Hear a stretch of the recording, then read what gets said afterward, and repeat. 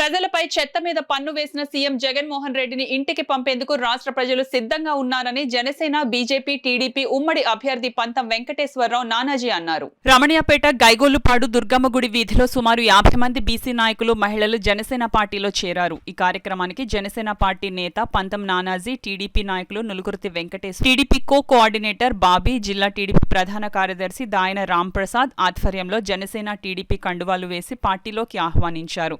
ఈ సందర్భంగా నులుకుర్తి వెంకటేశ్వరరావు తదితర నాయకులు మాట్లాడుతూ కాకినాడ రూరల్ జనసేన అభ్యర్థి నానాజీ సుమారు 30,000 మెజారిటీతో ప్రజల మద్దతుతో గెలవడం తథ్యమని అన్నారు.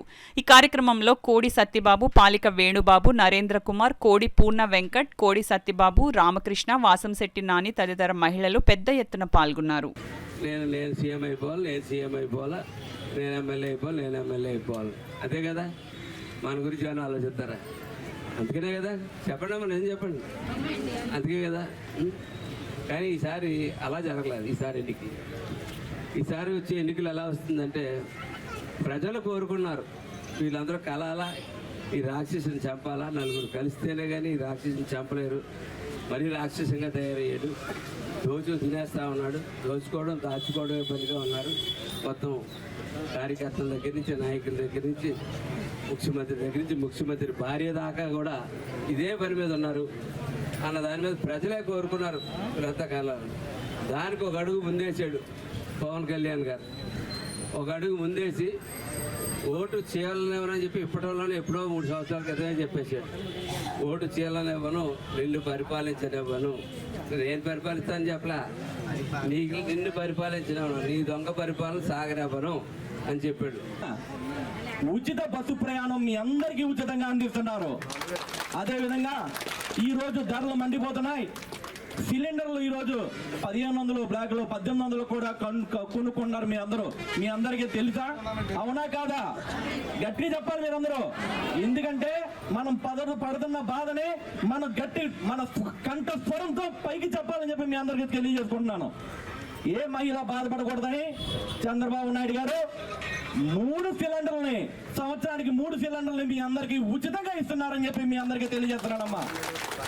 అదేవిధంగా ఆడబిడ్డని కింద ప్రతి మహిళకి 18 సంవత్సరాల నిండిన మహిళకి ప్రతిరోజు ప్రతి నెల 1వ తారీఖుని 1500 రూపాయలు మీ అకౌంట్లో ఉంటుంది అని చెప్పి మీ అందరికీ చెప్తున్నానమ్మా. మీ అందరికీ ఈ వైఎస్ఆర్ ప్రభుత్వంలో ఎక్కడేసిన వంగలు అక్కడే ఉన్నట్లు 2014 నుంచి 2019 వరకు చేసిన అభివృద్ధి తప్ప ఇక్కడ ఏ అభివృద్ధి కనబడటం లేదు.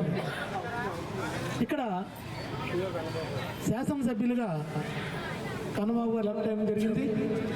ఆయన ఎలక్ట్ అయిన తర్వాత కూడా కనీసం మౌలిక సదుపాయాలు కానీ, డెవలప్మెంట్ కానీ, సంక్షేమ పథకాలు కానీ ఎక్కడ ప్రవేశపెట్టలేదు.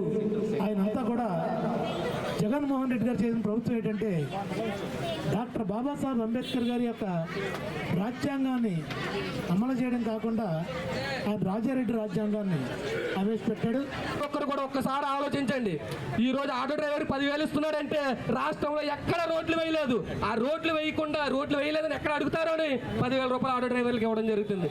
ఇదంతా కూడా ఒక రాష్ట్రాన్ని అభివృద్ధి పదం చేయకుండా కేవలం మీకు అందరికీ పథకాలు అనే ఒక ముష్టిని వేస్తూ మిమ్మల్ని అందరినీ బాన్సులుగా చేస్తున్నారు. ఒక్కసారి ఆలోచించుకోండి.